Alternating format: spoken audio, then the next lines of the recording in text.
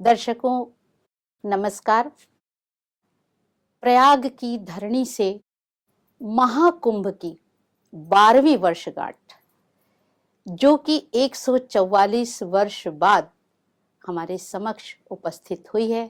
हम सभी पावन पुण्य के प्रतिभागी हैं, पावन पुण्य के सहभागी हैं कि हम इस पावन धरणी प्रयागराज से आपके बीच एक मुलाकात कार्यक्रम लेकर के फिर से उपस्थित हैं। इस कार्यक्रम में दर्शकों आपका बहुत बहुत स्वागत है और आज हम आपको मिलवाने जा रहे हैं एक ऐसी शख्सियत से जिसकी जन्मभूमि तो गुजरात है, किंतु कर्म भूमि पूरा विश्व ही उनके लिए बन गई है और वे इस समय लंदन में प्रवास कर रहे हैं। लंदन से इस महाकुंभ में नए विश्वास, नए संकल्प और नई योजना, नई परियोजना के साथ वे हमारे बीच पधारे हैं। तो आइए जानते हैं कि परम पूज्य गुरु श्री राज राजेश्वर जी क्या लेकर आए हैं, क्या नया लेकर आए हैं। आपका बहुत बहुत स्वागत है, अभिनंदन है। दर्शकों, मैं आपको बताना चाहती हूँ कि आपने बाल्यकाल से ही, किशोरावस्था से ही आपने प्रथम दीक्षा स्वामी निखिलेश्वरानंद जी से यानी नारायण श्रीमाली जी से ली और ये सफर आपका तब तक चलता रहा जब तक कि 108 दीक्षाओं का कार्यक्रम आपने 22 वर्ष की उम्र में संपन्न नहीं कर लिया। यानी 14 से 22 वर्ष की उम्र में जो अध्यात्म की साधना आपने की, उसका निखरा हुआ स्वरूप हमारे सामने आज आपके बीच हम लेकर आए हैं। बहुत बहुत पुनः पुनः स्वागत है। स्वामी जी, सबसे पहले तो मैं जानना चाहती हूँ कि एक दीक्षा ही, एक जीवन काल, एक शिक्षा और दीक्षा का जो एक जीवन काल होता है वही इतना कठिन होता है। इतनी छोटी सी अल्पायु में जो आपका समय अंतराल है 14 से 22 वर्ष का, बहुत लंबा तो नहीं है। 108 दीक्षाएं कैसे संपन्न कर लिया आपने, क्या रहस्य है इसका? बहन श्री, बहुत पहले तो आपको प्रणाम करता हूँ और मुझे बहुत अच्छा लगा जो एक मुलाकात, मगर मुलाकात कैसी, आध्यात्मिक जगत के जीवन के साथ चलने वाली जी। जब मैं यहाँ प्रवेश किया तो मुझे दीदी ने सब चीज बताई कि मानव जीवन का मूल्य क्या है, वही मानव भूल गया है जी। एक तंबाकू के खेतर में गधा भी नहीं जाता है, फिर भी मानव उसको बना करके वही खाता है, वही पीता है, उसको बिकता है। तो जो प्रश्न आपने किया, दीक्षा गुरु शिष्य को देता है, वो तो पहला प्रारंभिक बात है कि गुरु ने शिष्य का हाथ को पकड़ लिया और मेले में चलने लगा। मगर वहां शिष्य और चाहता है कि गुरुजी, आप तो चल तो जा रहे हो, आप तो देख रहे हैं, मगर हमें भी तो दिखाओ। गुरु शिष्य को उत्तर देता है कि तेरी भी 2 आंख है, देख तू। बोलते नहीं, मुझे तो और दिखाओ। अच्छा। वैसे ही गुरु जब शिष्य को दीक्षा देता है, पहली दीक्षा गुरु दीक्षा, उससे समझ लेता है शिष्य के यही बस, मैं अभी गुरु का गुरु मेरे। मगर साधनात्मक जीवन के अंदर दीक्षा का भी कई प्रकार है, जैसे शक्तिपात दीक्षा, राज्याभिषेक दीक्षा, सम्राट अभिषेक दीक्षा, तत्वमसि दीक्षा, ज्ञान दीक्षा, कुंडलिनी जागरण की विविध मूलाधार से शस्त्रार्दल की यात्रा की दीक्षा। तो ये सभी दीक्षाओं को मिलाकर के 108 दीक्षा गुरु सिलेक्ट करता है। अच्छा। मार्बल के पत्थर तो है जी। मगर वो कारीगर सिलेक्ट करता है कि कौन सा मार्बल से प्रतिमा बनेगी। नहीं तो एक मार्बल ऐसा होगा कि उसको मारते मारते टूट भी जाएगा। मतलब पात्रता निश्चित करता है पात्रता गुरु। के अनुसार गुरु उस शिष्य को वहां तक पहुंचाता कि ये शिष्य वहां तक पहुंचेगा। तो उस परंपरा में 108 दीक्षा सिद्धाश्रम की है। फिर उसको गुरु पद दिया जाता है और फिर गुरु शिष्य को कहता है, बेटा आज तेरी जिम्मेदारी आध्यात्मिक जगत की है। जी। तो ये दीक्षा काल, मैं तो कहता हूँ गाड़ी अगर डिस्चार्ज हो गई है, दूसरी गाड़ी आकर के उसको जब जंप लीड करती है जी, तो उसको समय नहीं लगता, वो 5 मिनट में चार्ज हो जाती है। हाँ, अध्यात्म का यही रहस्य है। तो गुरु और शिष्य के बीच में कैसा संबंध है, गुरु को शिष्य के प्रति कितनी कैपेबिलिटी और समझता है कि कितनी इसके अंदर ताकत है। फिर 100 ग्राम के कटोरों में 200 ग्राम पानी डाला जाए, गिर जाएगा बाहर। तो ये उन्होंने देखा होगा और मुझे प्राप्त हुआ और इसी कार्य को प्राप्त करके मैंने देश से विदेश की यात्रा प्रारंभ की। जैसा मैंने जाना जितना कि आपका एक विशद अध्ययन है, जैसे कभी आप आयुर्वेद में आ जाते हैं, कभी आप पुनर्जन्म की बात करते हैं, कभी आप परिवार में संस्कृति के समाप्त होने पर जो समस्या है उसके समाधान की बात करते हैं।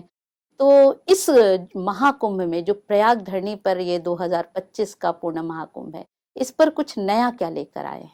देखो, जो बात की आपने, जो रिसर्च किया उसके ऊपर जो मेरी रिसर्च के साथ प्रश्नोत्तरी, समाज ने जो प्रश्न किया उसका उत्तर देने की मैंने कोशिश की, चाहे वो आयुर्वेदिक सब्जेक्ट हो, चाहे साधना का सब्जेक्ट हो, चाहे मंत्र का सब्जेक्ट हो, चाहे तंत्र, सात्विक तंत्र का एक विषय हो।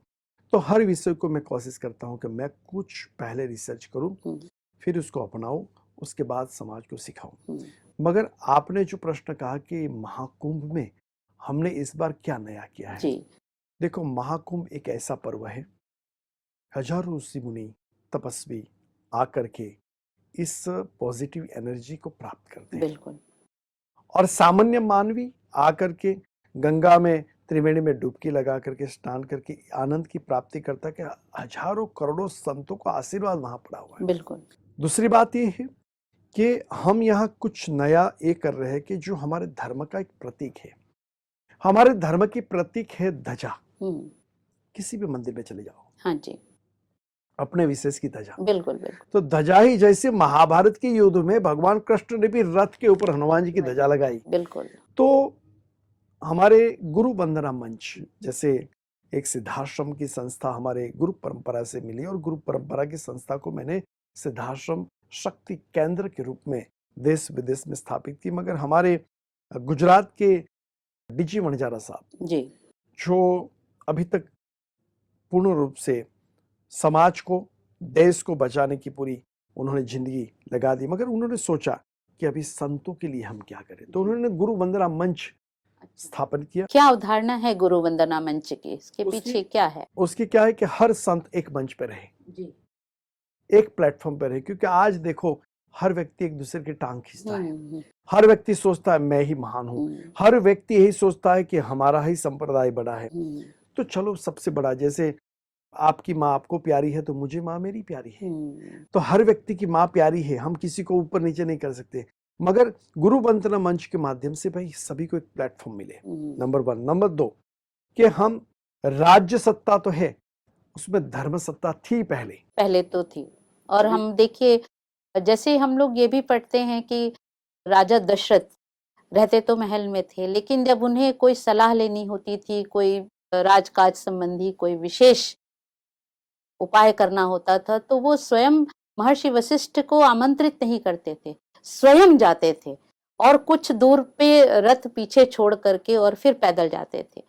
तो इस परंपरा का इस गुरु वंदना में कोई स्थान है? उसी प्रकार को, उसी चिंतन को देखकर गुरु वंदना मंच की स्थापना की कि भाई एक संत तो राज्य सत्ता के साथ एक गुरु सत्ता, धर्म सत्ता होनी चाहिए। तो धर्म सत्ता होने के लिए क्या करें जी, तो सोचा कि भाई पहले तो सबसे पहले हम वंदन करें जिस ध्वज का, जो मंदिर पे भी रह करके उनकी प्रतिष्ठा बढ़ाता है। तो धर्म ध्वजा, तो धर्म सत्ता, जैसे 26 जनवरी प्रजासत्ता है, तो 27 जनवरी धर्म सत्ता का एक धर्म ध्वजा का वंदन करने का एक कार्यक्रम हमने महाकुंभ में भी किया है। अच्छा, सेक्टर 21 के अंदर दास संप्रदाय, दास धर्म संप्रदाय, हमारे आदरणीय तलोचन दास जी महाराज हैं, जी, उनके कैंप में त्रिवेणी संगम के तट के ऊपर हम 27 को सुबह 9:30 बजे ध्वज वंदन करेंगे, धर्म ध्वज वंदन। ये एक प्रकार से नया एक संकल्पना, नई संकल्पना आप लेकर आए हैं और हमारी शुभकामनाएं। आपको भी आमंत्रित कर रहा हूं, और जितने भी दर्शक मित्रों हैं सभी को मैं आमंत्रित कर रहा हूं। जरूर जरूर जरूर।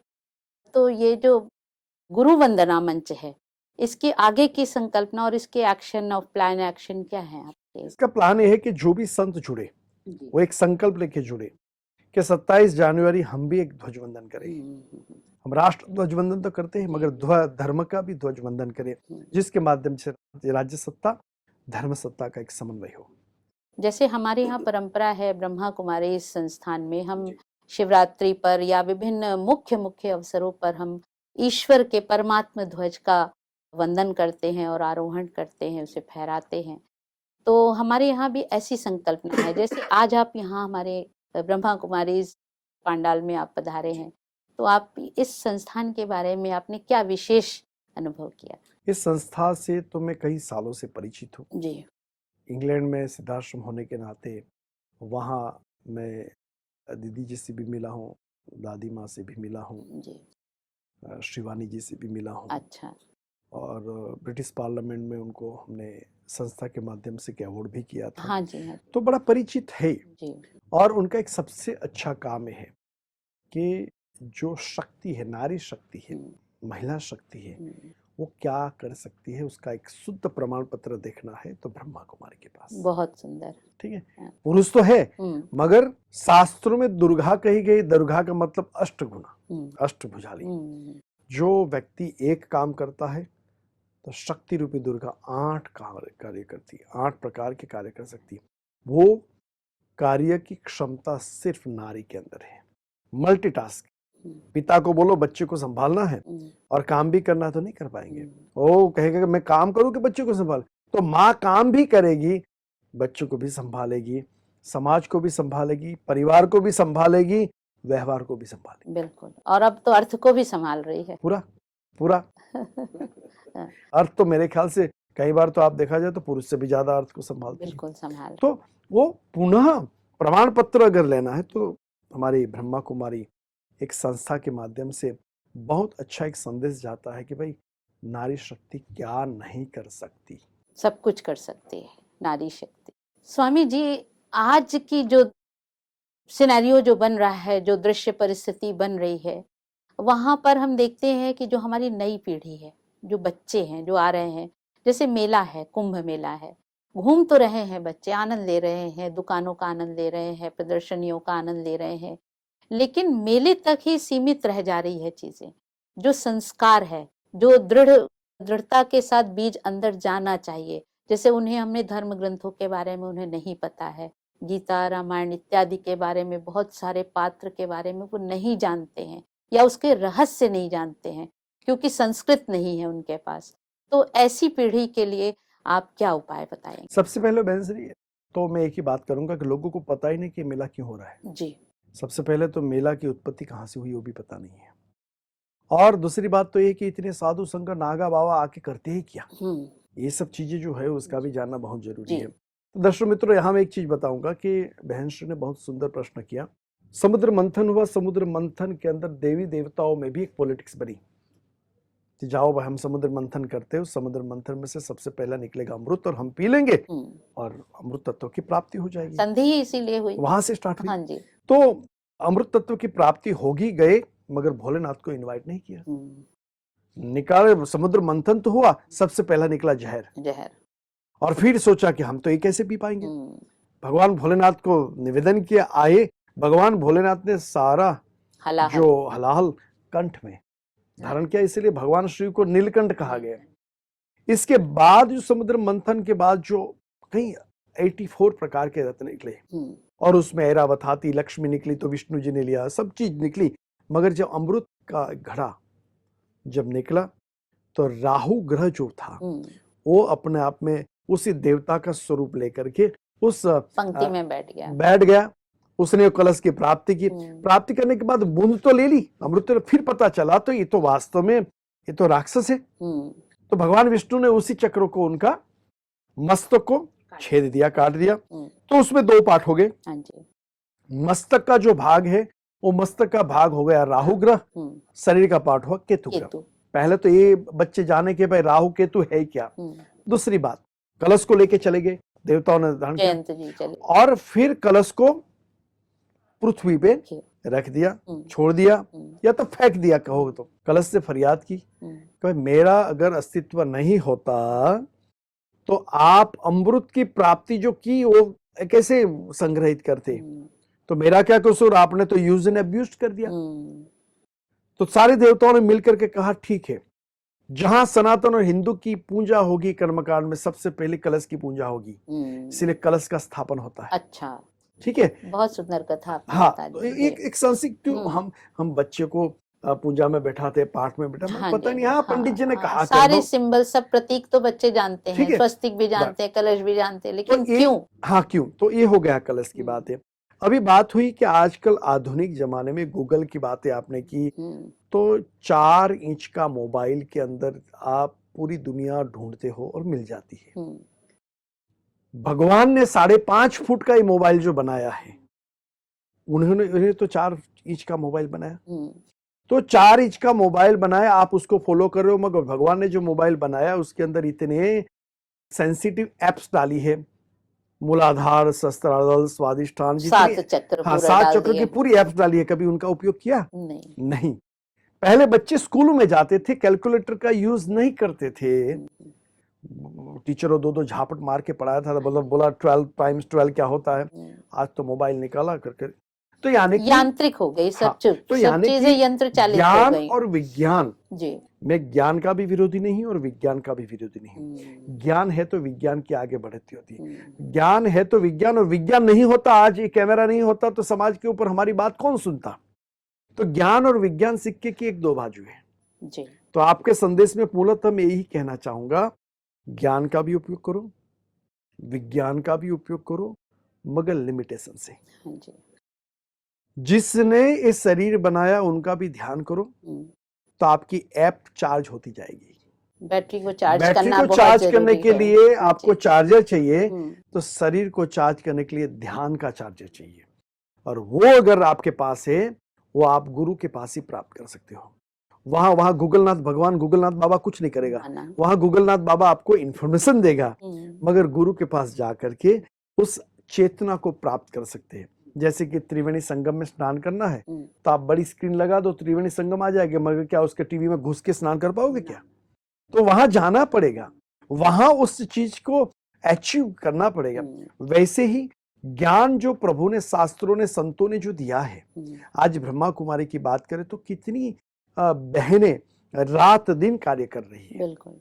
चाहे देश हो विदेश हो, ब्रह्मांड का कोई भी स्थान हो, और बड़े एग्जीक्यूटिव के रूप में क्यों कर रही है। मुझे लगता है स्वामी जी की जैसे मंथन की जो कथा है, मैं कभी कभी उसको कोरिलेट करती हूँ कि भगवान ने लक्ष्मी और मोहिनी का रूप ही क्यों धारण किया, विष्णु जी, यानी नारी का रूप ही क्यों धारण किया, कोई और रूप भी धारण कर सकते थे अमृत बांटने के लिए। तो पता है कि उस मोहिनी स्वरूप में 2 कार्य होगा। हाँ। सबसे पहले तो समाज भी उससे जोड़ा रहेगा, बिल्कुल, और दूसरी बात कि उसके अंदर जो शक्ति है वो अनलिमिटेड शक्ति है। हाँ। और इसीलिए उस स्वरूप का धारण किया। हाँ। नहीं तो नारद भी धारण करने गए थे शादी के पहले, तो फिर वहां बंदर का चेहरा आ गया। हाँ। तो ये सब चीजें जो है, वो अपने आप में, आज पुरुष भी एक अट्रैक्शन भगवान ने बनाया है स्त्री और नारी के बीच में। अगर स्त्रियों के नारी के बीच में अट्रैक्शन नहीं है, तो जीवन के जैसे अट्रैक्शन तो ग्रेविटी पावर धरती में भी है, पत्ता सूखता है तो गिरता ही नीचे है, वहां भी सम्मोहन है। तो ये चीज जो है, शक्ति और सम्मोहन दो साथ में रहती है। स्वामी जी, मैं ये कहना चाहती हूँ, क्या ये नहीं लगता कि जो ये रूपक है कथाओं का, इसके पीछे जो रहस्य है, इसको संत समाज ही छोटी छोटी कथाओं के माध्यम से, कथा तो बताते हैं, जैसे प्रवचन होते हैं वहां कथाएं तो सुनाई जाती हैं, लेकिन उसके पीछे जो रहस्य है, जो व्यवहार आना चाहिए, वो नहीं बताया जाता। इसकी जिम्मेदारी कौन वहन करेगा? इसकी जिम्मेदारी संतों की ही है, मगर उस संत अगर इस कार्य से अगर आगे निकल गया है, तो गुरु की जिम्मेदारी है वहां कान पकड़ के अपने स्थान पे लाए, और गुरु खुद भी अपने कान पकड़ के स्थान पे जाए। ऐसा ही नहीं किसी के प्रति कठोर होना। हाँ, ऐसा ही नहीं किसी शिष्य को ही झापट मारते रहे। और सबसे अपने खुद को भी देखे, और एक खुद को देखे कि भाई मुझे मेरी गुरु परंपरा में क्या सिखा है, उस स्थिति पे मैं हूं या नहीं। और वो चीज जब बन जाए, तो मेरे ख्याल से जीवन में अज्ञान रूपी अंधेरा जो है दूर कर ज्ञान रूपी गंगा।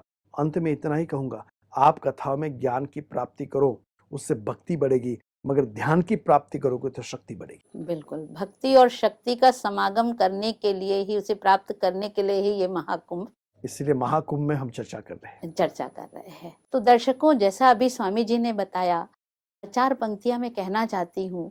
ज्ञान दूर कुछ क्रिया भिन्न है, ज्ञान दूर कुछ क्रिया भिन्न है, अभिलाष इच्छा पूरी क्यों हो मन की। ज्ञान दूर कुछ क्रिया भिन्न है, इच्छा पूरी क्यों हो मन की।